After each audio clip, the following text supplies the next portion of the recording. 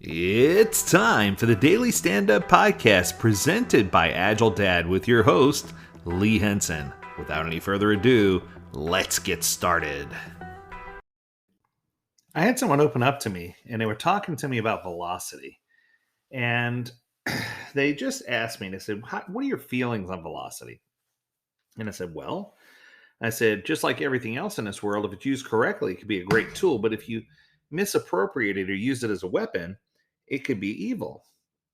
And that begged the question, is velocity evil? Now, I didn't expect for this topic to go very far, but I found out later that this topic actually climbed the internet as far as search is concerned and as far as trending was concerned for a couple of days after I brought it up because it's interesting to see how many different people have different opinions on this.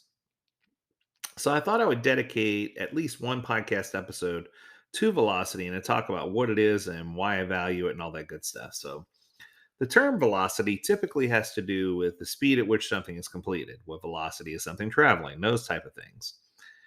To be honest, I think that many people get confused because velocity is usually measured by some type of calculation that involves time. For example, miles per hour, kilometers per hour, how many feet per inch, those kind of things.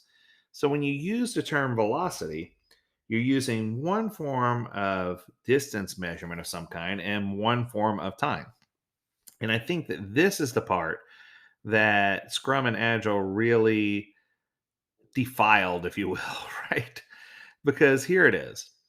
The truth is, velocity it could be considered evil if it's not used correctly. So let me make sure I give you a breakdown of a couple of things that actually resonate or make sense to me.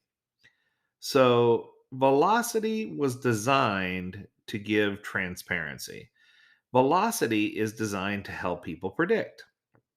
The easy example I could use is if you're walking down a hall and I asked you, how many more steps do you think you have to take to get to the end of the hall? If the hallway is very long at the very beginning, your guess may be way off. But then as you get closer and closer to the end of the hall, your guess will become more accurate.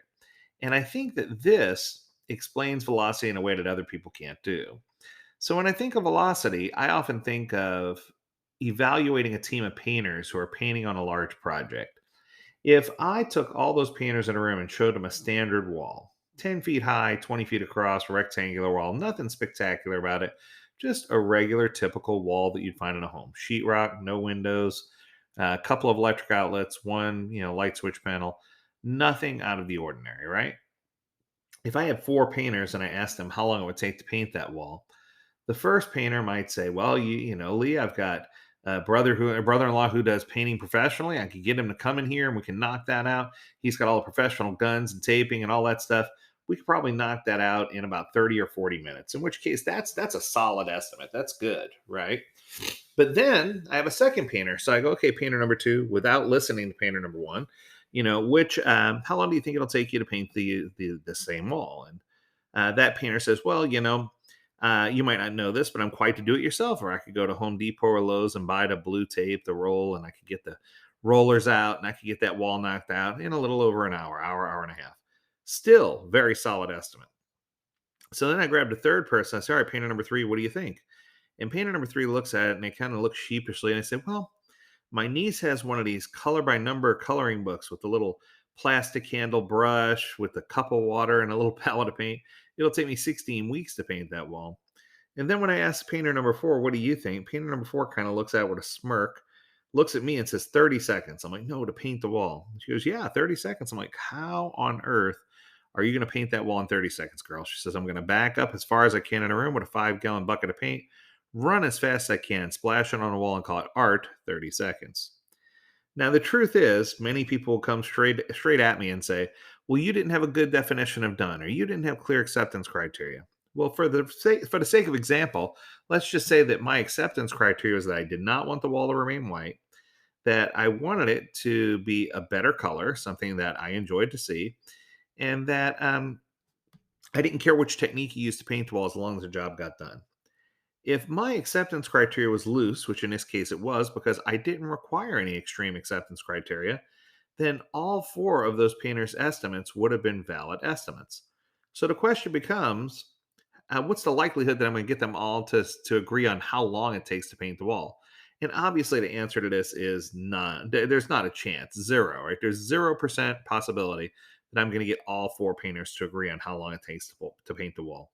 And this is because each one of them comes in with different tools, different skills, different mindset, different examples, different levels of experience. And many people keep falling back and saying, but if you'd only been better with the acceptance criteria, if you'd only explained in more detail how you want it done. And the truth is, sometimes the product owner doesn't know that information. Sometimes all the product owner knows is the customer expects that the wall is going to look better than it does now, that it's not going to be white, and that the wall is adequately painted. And if that's all the product owner knows, then that's what they've got to run with.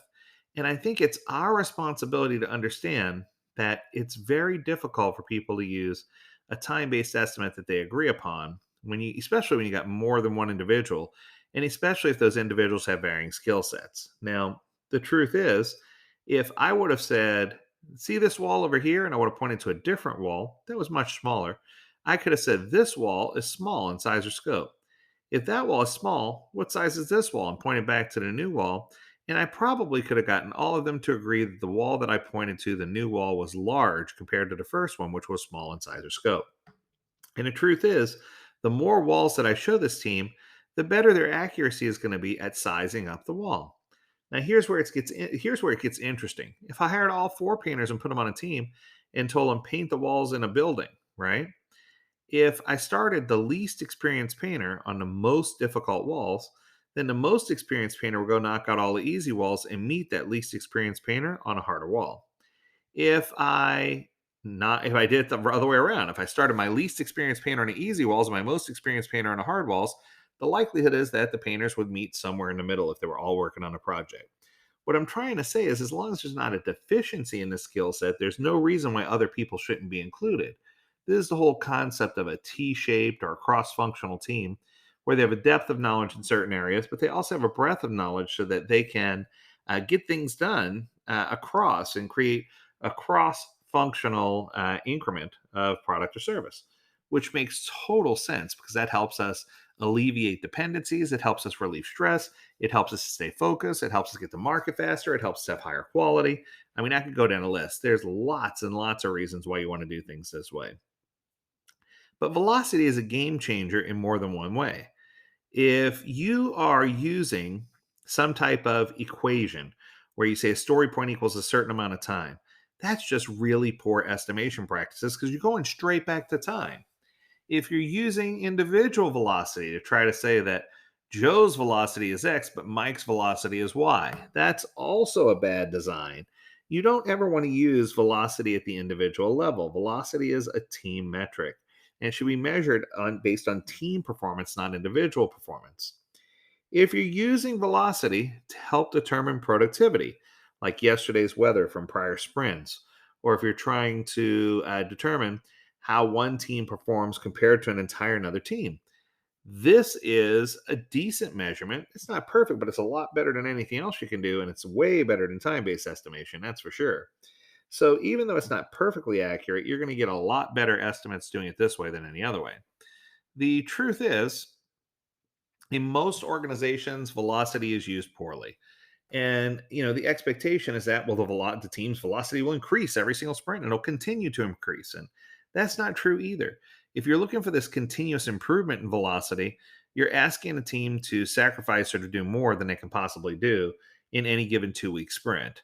And that's going to cause burnout and it's going to cause them to do less. It's a nightmare. What I'm trying to say is velocity in most organizations, when it's used to determine what percentage of our time should we spend working on bugs, or let's compare individuals to each other, or let's see how much additional work we can pile on a team based on an increase in velocity percentage over a number of sprints. I've seen it abused and beat up quite a bit. But the truth is, if you use velocity for the good, you can use velocity to determine and to forecast how much work is compiled in a large project, or how much work can a team achieve and how long will it take them to achieve a certain set of features or subset of features based on their average velocity over time. Now, the truth, once again, if you think about it from a perspective of the team is going to work towards continual improvement, that they're going to get better over time, that their skills are going to get better. What you'll discover is that the team will stabilize at some point and the velocity will stabilize.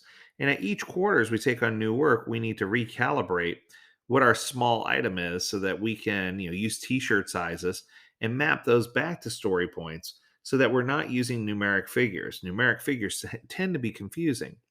So, my two or three top tips that I could give you, number one, right out of the gate, is stop using time based estimation. Use story point based estimation, figure out your velocity that way, and you'll be happy you did. Number two is make certain that if you're using some type of sizing, use an objective size, like a t shirt size or a dog size or a dinosaur size. Stay away from numeric based things because people automatically assume that numbers have to be associated with value, and that's going to push you right back to time. And then number three, make sure the team knows with confidence that you're not going to be just rewarding them with more work for getting things done. Allow the team to establish a velocity it's comfortable. Let them get familiar with the work. Let them get familiar with each other. And then as they go through the Tuckman model of forming, storming, norming, performing, you'll discover what the team can actually do. And the velocity will stabilize over time as you focus on the highest value things. All right, that's going to do it for today. I hope you enjoyed this episode on velocity. Is this the real life? Is this velocity caught in a backlog? Okay, I won't sing anymore. Have a good day. I hope you enjoyed this episode. If you have something you want us to discuss, learn more at agiledad.com. We'd love to hear from you. Stay healthy, stay well, and stay agile, my friends. Until next time, do take care.